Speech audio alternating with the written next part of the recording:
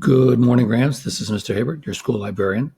Today, we're going to give you an overview of one of the academic databases that we have here, Academic Search Complete. This is one that we'll use primarily for very serious, giant research paper type of assignments.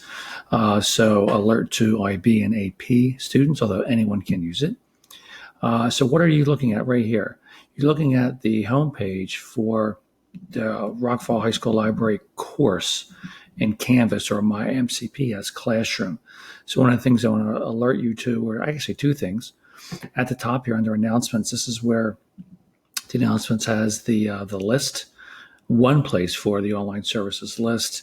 And if you scroll down here, right here, okay, staff and student technology information, and then we keep going. Right here is where we want to open up the 2021 school year list of online services. So let's click. So this is a document that you want to bookmark, okay? It's just easier to get to that way. And also, sometimes we'll add, we rarely take anything away, but we may add a service or two. Sometimes the login information, as you see here, the user ID and password, sometimes that's updated. So I just want to make you aware. All right, so let's scroll down a little bit here. Right here, our general subject, and then we have, let's scroll back to the top. This is acting up. Oh, because it's working. Look at that. Okay. We want to get to, okay, computer is slow today. I think we're all used to that in this online work environment world. Let's scroll down a little bit. General subject. General subject databases are the ones that are just open. They're multi-subject, have a lot of different things on there. They may not go terribly in depth. It's a great place to start if you know nothing about your topic. I wouldn't rely on them for academic research, however. Let's scroll down a little bit more here, encyclopedias. And then one of the things that I'll draw your attention to encyclopedias, we have encyclopedias in different languages. Here's the Britannica Encyclopedia in French, and then we have two versions in Spanish. All right, so we're going to stop right here. Academic research. Academic research is the serious research where you're not just scraping the surface and telling you what you're answering a research question. I'm sure your teacher has told you about this part of the paper, but you need verified research. And I think these two that we have here to offer this year, Academic Search Complete and the Gale Cengage Academic One File Select, are more than enough for you guys. So let's get started. Here we are, Academic Search Complete. Here is the URL. Here is the login information. Rockville Rams is your ID. RHS-20 is your password. So let's get started. Click here, click there. Now, for me to auto-populate it, because I'm on the site a lot, you'll have to type in Rockville Rams and then RHS-20 and click Sign In.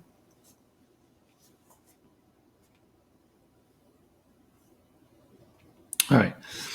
First impressions that this is a very simple website. Look at this. Just nothing glitzy or glamorous and not really busy, but has one search bar.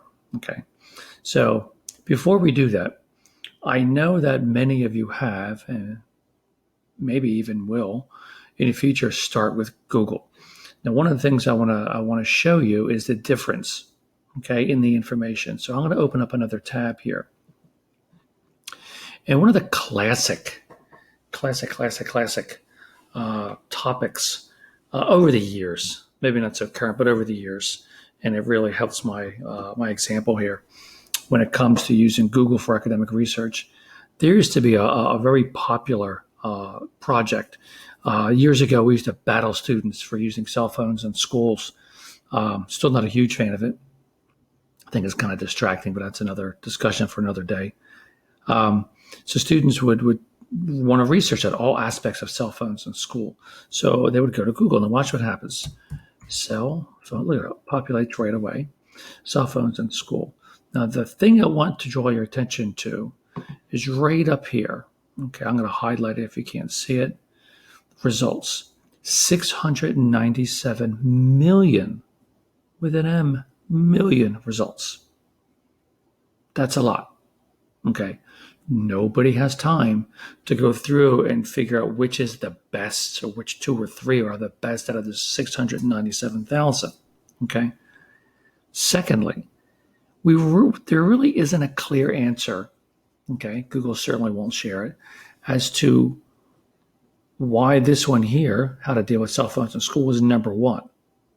Okay. We scroll to the bottom, there are at least 10 pages. Why isn't one on page 10 number one? We really don't know. Okay. Google has no idea that you're a student in school who needs verifiable information, very academic information in nature, written by an expert, good research, all that good stuff. It literally takes these 4 words, cell phones in school, scrapes the entire internet around the world and says, here is every article with that phrase in it, cell phones in school. Okay. I don't think, all right, that you want to rely on it. I don't. I just too much. So let's go back here to the database. We'll do the same thing. Remember 697 million. Cell phones. So hello. One of the first things I want to draw your attention to is how the search bar here, how it auto-populates below. These are all the popular searches related to cell phones. So if you're kind of stuck, maybe it's, I want to write something on cell phones, I'm not really sure. Here are ways you can explore to give you ideas. Cell phones and mental health, cell phones and driving, cell phones and sleep, all meaty enough to be their own separate research paper. Okay. So this is a good, this is a suggestion that I like students to employ when they're at the very beginning. They have a broad topic. This will give you some ideas. So we're going to come down here and click on cell phones in school and click search. Okay, now, before we get to all of these, let me highlight this first. 697 million, now we're down to 6,705. Okay, still kind of a lot, and we're going to limit it in a second, but a far cry. Okay, now, you might be asking, well, what's the difference between Google and a database? Yes, everybody loves Google. I love Google. It's fantastic. Okay. Privacy issues aside, it's easy to use. You get your results right away. Okay. But for what we're doing, you really don't need it. Okay. It'll give you too many results. An academic database does the same thing that Google does, but will only look in areas where there is quality, verifiable academic information. That's it. You're not going to get an answer here, or for your topic, cell phones in school, from Johnny Jughead's blog that he just created, and he's a 6th grader in Illinois. That won't appear here. It will appear in Google.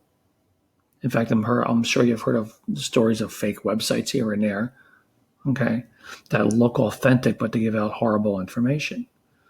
And in fact, the one example I give every time I do one of these is there used to be a website that's been taken down, martinlutherking.org. And people all over the world were using martinlutherking.org. Okay, civil rights projects, biography projects, you name it. When you went in there, though, a learned person, a fairly smart person, looked at the information and knew it was inaccurate. And in fact, after investigations were conducted, it was discovered that it was owned by a white supremacist group, giving out horrible and inaccurate information about Martin Luther King Jr. or Martin Luther King. So that is one reason why we try to avoid Google. Google just said here, okay? And that was one of the things on the list. You won't find that example, or that kind of thing will not occur when you're using a database, all right? Commercial done for databases. So let's go down here and see.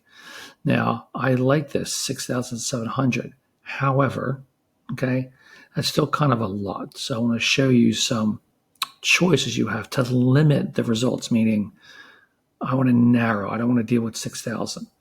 So right here, this is the most important one. Okay, full text. In databases, sometimes you'll get the summary of an article.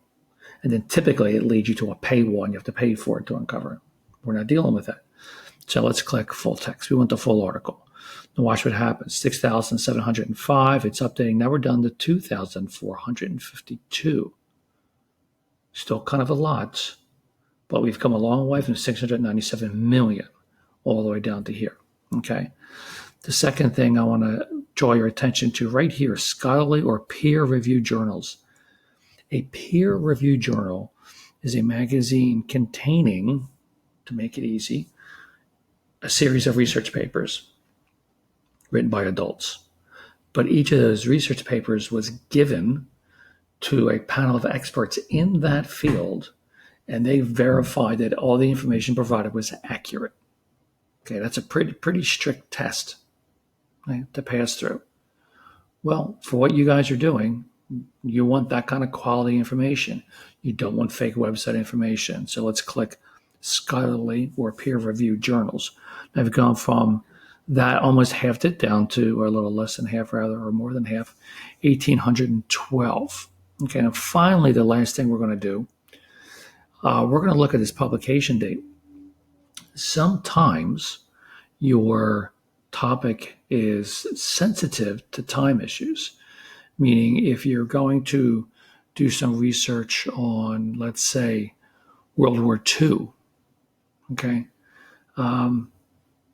you can read something that was written in 1980 or 1990, okay? Cell phones, I don't want anything written in 1980 or 1990. Cell phones have changed a lot. Many of you have seen, if not, you'll get a good chuckle. If you look at the history of the cell phone, there used to be a cell phone that was the size of a shoebox. Okay, that you carried around almost like a little handbag on your shoulder. They were giant things. And then you see the evolution to the thing that's in your pocket or in your purse today. But I don't want to do that. So I want to take this slider, and right there it says 1996. I want to bring it all the way up to, let's say 2000. That's still 24 years old. Let's keep going. 2018, 2017. Let's say 2016. Okay. Now,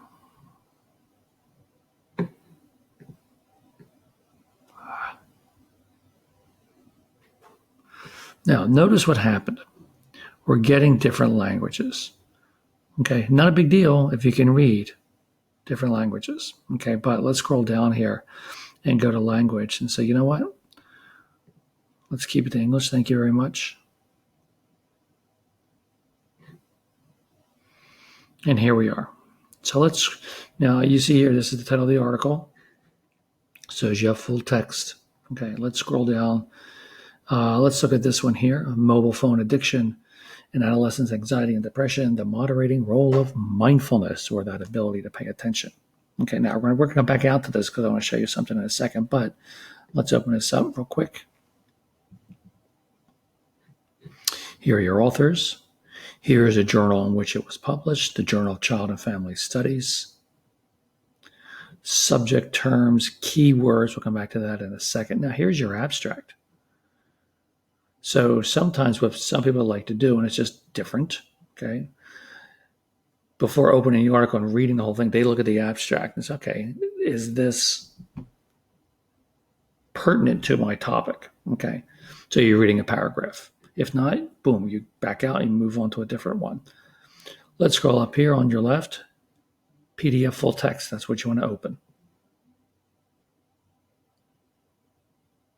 Chunk, here we go. Dun, dun, dun, dun, dun. All right. So, and listen, this is one of the things you're going to have to get used to. With some exceptions, I guess, your internet at your home will be slower than what you're used to at school. It's just the way it is. Okay. All right. So here is your paper. Here's the abstract again. And you scroll down a little bit, and here is what you're going to read. Okay. So let's go back up here to the beginning because I want to draw your attention to these tools. You can save these. Now, what you're going to do is you're going to collect several articles, and then you go back and you'll read the articles through. You may even print them and annotate them and so forth. We'll get to that in a second. But what some people like to do is find a series of articles first and then go back. So one way to save your articles. Now, unfortunately, womp, womp, womp, we're not in Google Classroom anymore. Let's go down to Google Drive, however. I would save these articles to Google Drive. Now, so that they don't end up in an unorganized heap of files, hundreds of files in your main Google Drive, I would, if you haven't yet, create a folder, call it whatever the name of the project is, dash teacher name, okay? And then don't just name it project or history project. Give it a specific name, dash teacher, and so you can save it into your drive. Eventually, you may want to print some of them if you have a printer at home, okay? Or if you can go to the public library and print them out there. Make sure you figure out if they charge you for printing before you start printing like crazy. You can email it.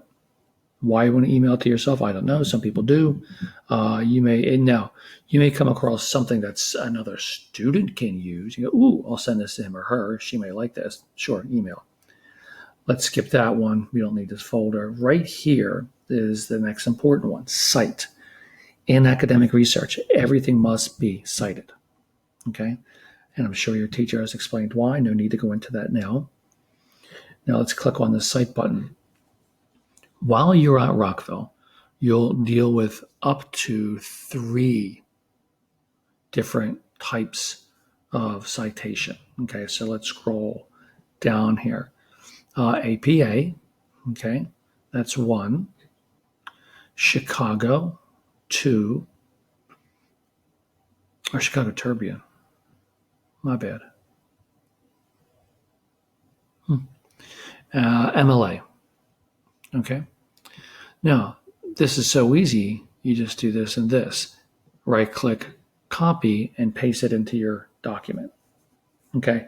Now, initially, what some people do, again, this is just a way, it's not the best way, is they'll have a Google Doc, they'll call it bibliography, and they throw everything on there that they're looking at. And then you just remove the ones that they didn't use, boom, boom, there you go. Okay. Some people wait till the very end to do it that way. Either way, it's easy. Now, back in the day, okay, when dinosaurs roamed the earth and I was doing this, before things like this, you literally had to go into the article and dig out each of these features, the author name, and you had to get it in the right order, period where a period should be, commas where commas should be, and teachers and professors would lose their mind if you put a comma in the wrong place. You guys have it pretty easy. All right. So let's scroll down here again. We don't need that anymore. Now, right up here, I want to bring your attention to keywords. Okay. If your initial search isn't as fruitful or fruitful as you want, meaning you're not getting the results that you want, it could be the keywords that you're using, meaning the words that you're typing into the search bar. So maybe you want to kind of tweak what you're putting in the search bar a little bit. One option here, notice that they used the phrase mobile phone because this was written in China, okay? Outside the US, most people use the phrase mobile phone instead of cell phone, okay? So if your paper can be international in scope, you could go back up and type in mobile phone addiction. Okay. If you want to stay with a U.S. focused paper, if it's appropriate to do so, you'll keep it to cell phone. Now, this topic talks about addiction. Here are other words that maybe we're going to talk about mindfulness. That's a popular word anymore. Maybe in your mind, you're seeing how mobile phone can cause anxiety or depression. Then you type in mobile phone plus anxiety. Another word for teenagers is adolescence. Okay, so you can swap the words out. So the keywords or the search words that you use are very important because it's tied directly to your results. So You can vary these within a database. You can vary these from database to database as you research. What I would do initially on a sheet of paper is write your topic down, and then below that line, write as many different synonyms as you can. Okay. So you have choices. You can try this, try this, try that to get the best results that you can. Don't just rely on only the one phrase that you typed in to a search bar. So that is it for the tour. Let's go back here to the result list. That is for the tour of Academic Search Complete. Okay. If you need more help with that, reach out to me. Just shoot me an email. I can help you with that either through emails or a quick Zoom, something like that. Sometimes you're searching and searching and searching and you're not getting anything. So you could just send me an email and say, hey, Mr. Hibbert, this is my topic. I've been searching with these terms. Why am I not getting anything? And there's some things that you can do to kind of improve your search results. Okay. Thank you very much. Good luck with your research.